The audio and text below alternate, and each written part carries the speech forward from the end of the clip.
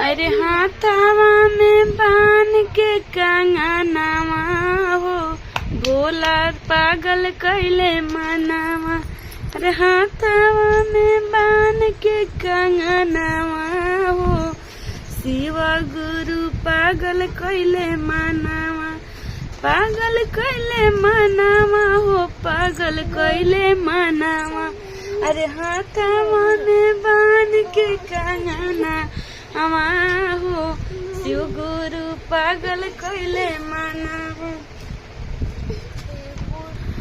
शिव गुरु बान देले हाथ में कंगनावा हो, पागल भैले मनावा।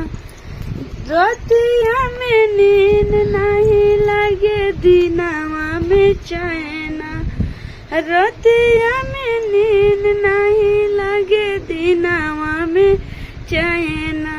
अरे हाथावा में बांध दिल कंगना हो, पागल भैले मनावा।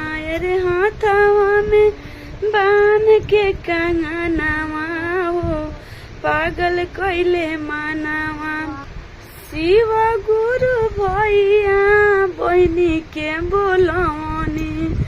अरे सिकिया बहिना भैया लोग के बोलौनी। अपना अंगनावा में चर्चा करवनी।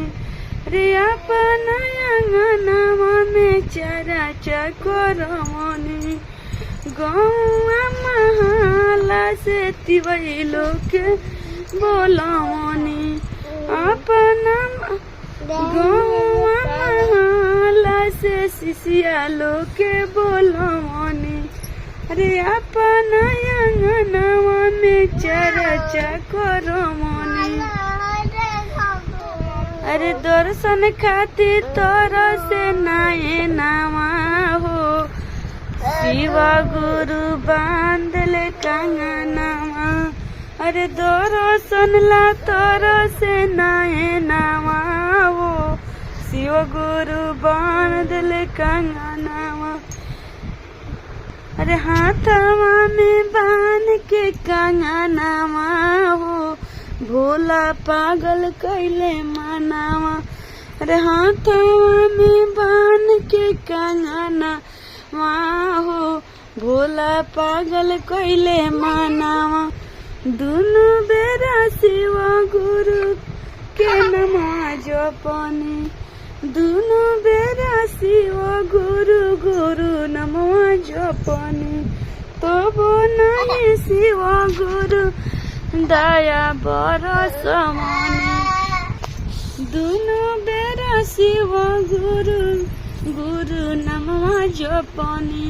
तब नहीं शिव गुरु आइल हम पे दया। अरे हमारा पदाया ना बरसवले हो शिव। अरे बान दिहले शिव गुरु कंगनावा हो, मनवा भइल बाटे पागल। अरे बान दिहले शिव गुरु कंगनावा हो, मनवा भइल बाटे पागल।